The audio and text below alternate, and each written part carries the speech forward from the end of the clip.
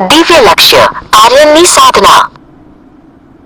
એક સુંદર પહાડી ગામમાં આર્યન નામનો એક તેજસ્વી કિશોર રહેતો હતો। તેને ધનુર્વિદ્યા પ્રત્યે ઊંડો લગાવ હતો।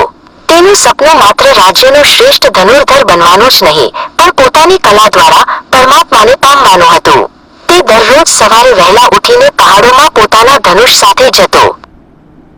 પણ આર્યન જ્યારે પણ નિશાન સાધવા જતો ત્યારે તેનું મન સ્થિર રહેતું નહીં। ક્યારેક તેને પક્ષીઓનો મધુર અવાજ ખેંચતો, તો ક્યારેક સાંજે મિત્રો સાથે રમવાની વાતો મનમાં ઘૂમતી। તેની એકાગ્રતા વારંવાર તૂટી જતી અને તેના તીર નિશાનની આસપાસથી પસાર થઈ જતા। પોતાની અસ્થિરતાથી પરેશાન થઈને આર્યન તેના ગુરુજી આચાર્ય સોમ પાસે પહોંચ્યો। આચાર્ય સોમ અત્યંત જ્ઞાની અને શાંત સ્વભાવના હતા। આર્યને વિનમ્રતાથી પૂછ્યું, ગુરુજી, મારું મન એકાગ્ર કેમ નથી થતું? ગુરુજીએ સ્મિત સાથે શ્રીમદ ભગવદ્ ગીતાનો શ્લોક 8.8 સમજાવ્યો। અભ્યાસ યોગ યુક્તેન ચેતસા નાન્યગામિના। ગુરુજીએ આગળ સમજાવ્યું, આર્યન, ભગવાન કહે છે કે જે મનુષ્ય નિરંતર અભ્યાસ દ્વારા પોતાના મનને સ્થિર કરે છે અને પરમાત્માનું ચિંતન કરે છે તે જ પરમ પુરુષને પામે છે। તારા માટે તારું ધનુષ એ જ તારી સાધના છે। લક્ષ્યને ભેદતી વખતે તારે માત્ર લક્ષ્યમાં જ ઈશ્વરનું દર્શન કરવાનું છે। હવે આર્યને અભ્યાસ યોગ અને અનુચિંતન શરૂ કર્યું।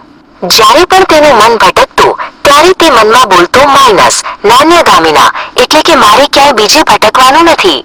તે હવે માત્ર લાકડાના નિશાનને નહીં, પણ તેમાં વસેલા દિવ્ય ચૈતન્યને જોવાનો પ્રયત્ન કરતો। ઋતુઓ બદલાઈ પણ આર્યનનો ક્રમ ન બદલાયો। ધોધમાર વરસાદમાં પણ તે ભીંજાયા વગર પોતાના લક્ષ્ય પર ધ્યાન કેન્દ્રિત કરતો। અભ્યાસ યોગ હવે તેના લોહીમાં વણાઈ ગયો હતો।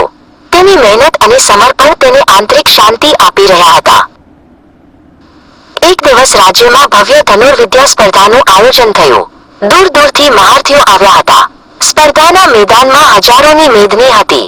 આર્યન જ્યારે મેદાનમાં આવ્યો ત્યારે ભીડનો ઘોંઘાટ સાંભળીને ક્ષણભર માટે તે ગભરાયો, પણ તરત જ તેને ગુરુજીના શબ્દો યાદ આવ્યા। જ્યારે આર્યનનો વારો આવ્યો ત્યારે એક મોટું પડકારરૂપ લક્ષ્ય રાખવામાં આવ્યું હતું। પવન ખૂબ જ તેજ ગતિએ ફૂંકાતો હતો। આર્યને ધનુષ હાથમાં લીધું અને પોતાની આંખો લક્ષ્ય પર ટકાવી। તેને હવે ન તો લોકોના અવાજો સંભળાતા હતા, ન તો પવનનો વેગ જણાતો હતો। આર્યને અનુભવ્યું કે તે પોતે, તેનું ધનુષ અને તેનું લક્ષ્ય ત્રણેય એક જ છે।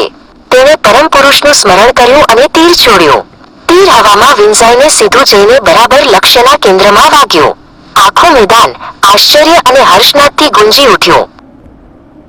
આચાર્ય સોમે આર્યનને ગળે લગાડ્યો અને કહ્યું, બેટા, તે આજે સાબિત કર્યું કે જ્યારે મન અભ્યાસમાં પરોવાયેલું હોય અને ઈશ્વરને સમર્પિત હોય ત્યારે દુનિયાની કોઈ પણ શક્તિ તમને સફળ થતા રોકી શકતી નથી।